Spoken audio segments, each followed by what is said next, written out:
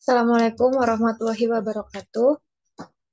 Eh, di sini saya akan menjelaskan praktikum kelompok satu yaitu pemetaan ERD menjadi modul relasional. Di sini di kelompok satu itu memiliki ERD perpustakaan. Di dalam praktikum kelompok satu ini ada beberapa soal. Soal yang pertama yaitu berapa banyak entitas di dalam ERD ini atau di dalam model relasional ini. Di sini terdapat tiga entitas diantaranya yaitu entitas penerbit, entitas buku, dan anggota. Di sini entitas anggota itu juga berelasi dengan entitas peminjaman, tetapi di dalam peminjaman ini juga berelasi eh, berelasi dengan peminjaman begitu. Tetap membuat tabelnya, tetapi juga tidak apa-apa jika tidak dibuat tabel. Selanjutnya di sini saya menampilkan tabel penerbit. Di sini ada kode penerbit bertipe data varchar dan juga nama penerbit juga bertipe data varchar. Bisa dilihat di sini ada kode penerbit dan nama penerbit. Selanjutnya di sini saya membuat tabel kode buku.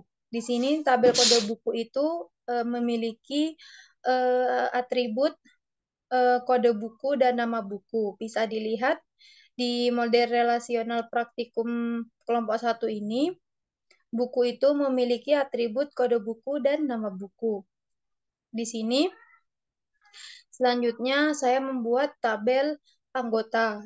Di tabel anggota ini memiliki atribut ID anggota, jenis member, dan nama anggota. Semuanya juga bertipe data varchar.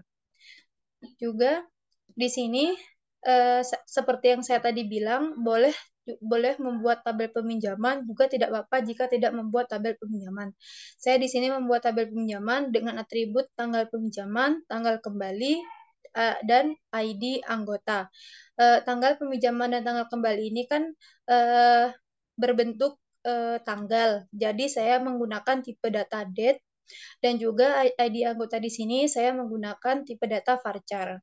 Selanjutnya, soal yang kedua ini kelompok satu memberi soal apa itu entitas.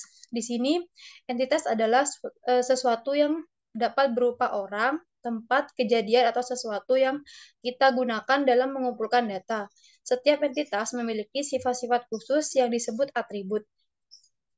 Sedangkan tabel adalah sebuah kelompok entitas yang saling berhubungan menjadi sebuah himpunan entitas. Selanjutnya di sini ada nomor 3 yaitu sebutkan dan jelaskan dengan kalimat sendiri jenis-jenis mapping cardinality.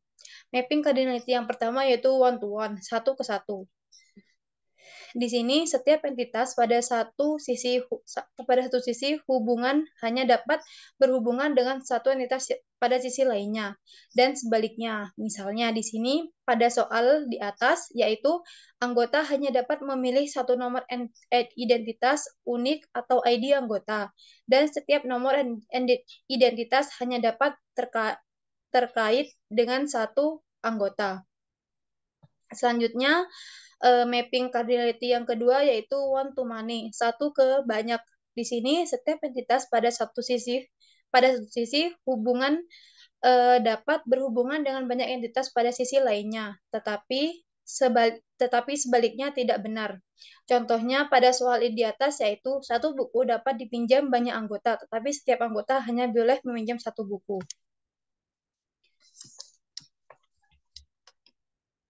Selanjutnya yaitu mapping cardinality yang ketiga adalah many to one, n banyak ke satu atau n ke satu. Sebaliknya dari one to many, banyak entitas pada satu sisi hubungan dapat berhubungan dengan satu entitas pada sisi lainnya. Contohnya dalam soal di atas yaitu banyak anggota dapat meminjam banyak buku, tetapi hanya satu buku tertentu yang bisa dipinjam oleh satu anggota. Selanjutnya di sini mapping cardinality yang terakhir yaitu many to many. N ke N atau banyak ke banyak.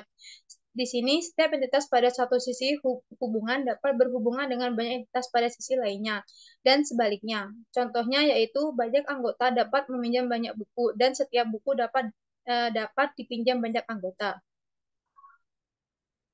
Sekian presentasi dari saya mengenai eh, kelompok praktikum kelompok satu. Saya akhiri, wabillahi taufiq wal hidayah. Wassalamualaikum warahmatullahi wabarakatuh.